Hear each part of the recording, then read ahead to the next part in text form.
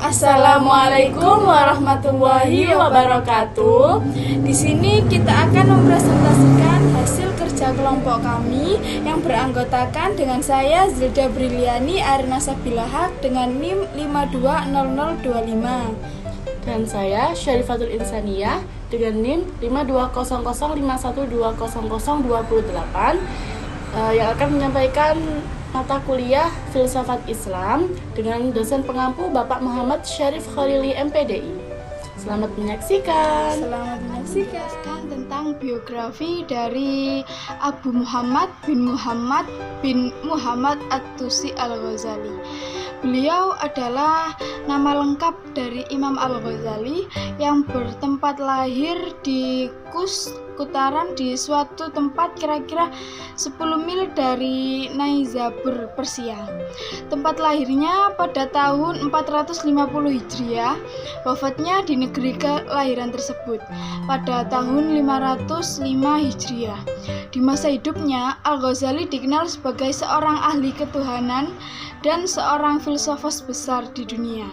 Di samping itu, ia juga masyhur sebagai seorang ahli fikih dan tasawuf yang tidak ada tandingannya di zaman itu, sehingga karya tulis yang berupa kitab Ihya Ulumuddin dipakai oleh seluruh orang di dunia Islam hingga kali ini.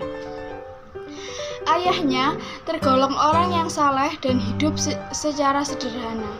Kesederhanaannya dinilai dari sikap hidup yang tidak mau makan kecuali usahanya sendiri. Ayahnya pada waktu senggang sering berkesempatan berkomunikasi dengan ulama pada majelis-majelis pengajian. Ia amat pemurah dalam memberikan sesuatu yang dimiliki pada ulama yang didatangi sebagai rasa simpatik dan berterima kasih. Sebagai orang yang dekat dengan menyayangi ulama, ia berharap anaknya kelak menjadi ulama yang ahli agama serta memberi nasihat kepada ulama dengan baik. Al-Ghazali selain mendapat bimbingan dari ayahnya, bimbingannya pula oleh seorang sufi kenal dekat dengan ayahnya. Di samping mempelajari ilmu tasawuf dan mengenal kehidupan sufi, beliau juga mendapat bimbingan studi Al-Quran dan hadis serta menghayal syair-syair ketika sufi pengasuh Al-Ghazali merasa kewalahan dan membekali ilmu kebutuhan hidupnya. Ia juga dianjurkan untuk memasuki salah satu sekolah di Tus dengan berbagai beasiswa pengembaraan Al-Ghazali dimulai pada tahun 15 tahun.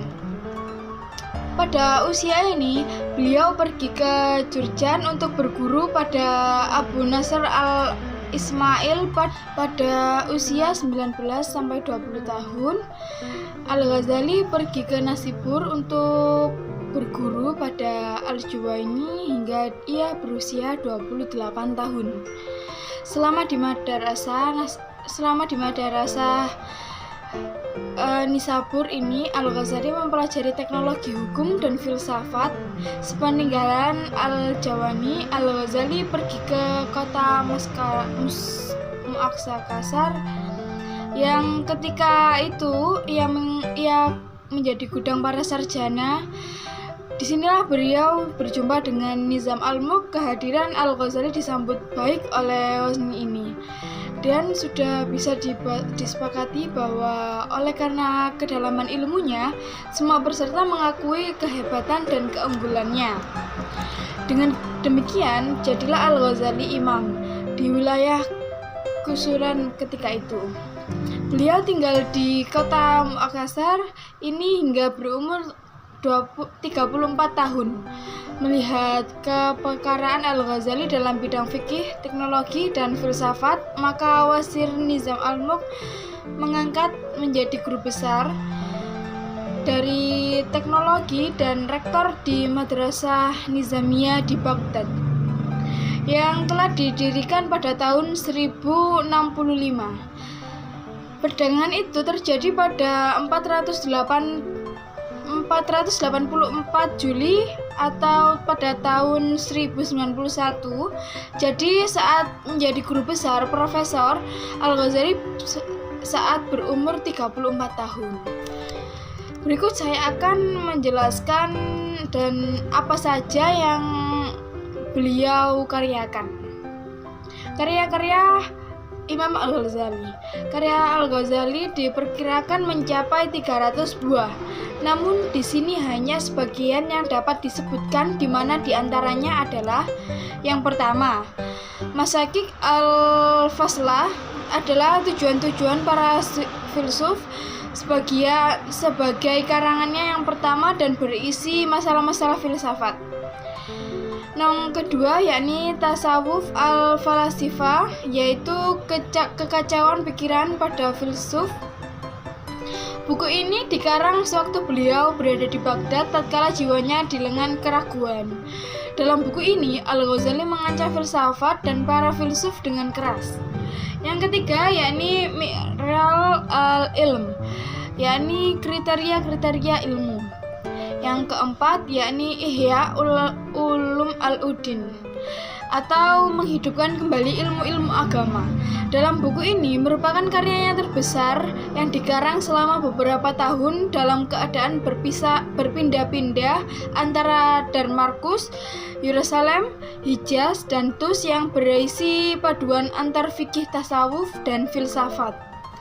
Yang kelima yakni Al-Munqidh min Ad-Dalal, atau penyelamat dari kesesatan. Dalam buku ini merupakan sejarah perkembangan alam pikiran Al-Ghazali sendiri dan merefleksikan sikapnya terhadap beberapa macam ilmu serta jalan pencapaian Tuhan. Yang keenam yakni Al-Ma'rifah Al-Aqilah, atau pengetahuan yang rasional. Selanjutnya yang ketujuh yakni Masikal Al-Anwar, yang bermakna lampu yang bersinar banyak. Buku ini berisi tentang pembahasan tentang akhlak dan tasawuf.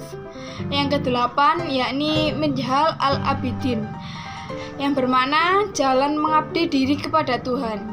Selanjutnya yang nomor 9 yakni Al-Istiqol fil Al-Iltiqat, atau modernisasi dalam akidah. Yang nomor 10 yakni Ayuhan Al-Awalat, selanjutnya Al-Mustafa, selanjutnya Al-Ijlam, Al-Alwin, dan Al-Aqlam, Mizan Al-Amal, dan yang terakhir Makhlaq Al-Nazar.